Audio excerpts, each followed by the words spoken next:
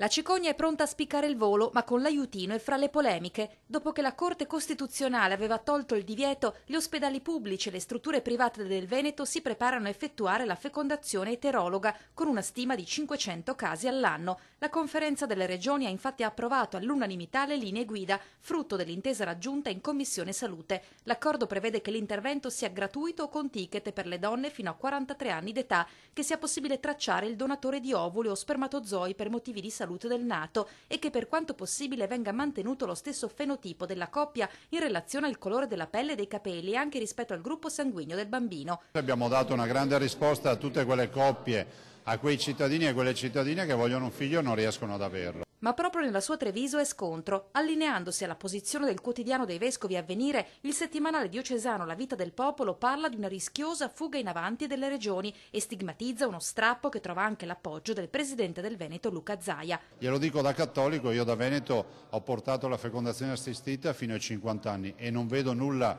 di contrario alla vita pensare di diffondere e di rendere legale la fecondazione eterologa. Abbiamo la soddisfazione di aver raggiunto l'obiettivo, evitando che i cittadini vadano all'estero per ottenere la fecondazione eterologa e inserendola nei livelli essenziali di assistenza, esulta l'assessore regionale alla sanità Luca Coletto, ma il trevigiano Maurizio Sacconi, capogruppo al Senato del nuovo centrodestra, rilancia la necessità di una legge nazionale. Se ne parli in Parlamento, dice, nel luogo dei rappresentanti del popolo e non soltanto nei recinti delle élite giudiziarie.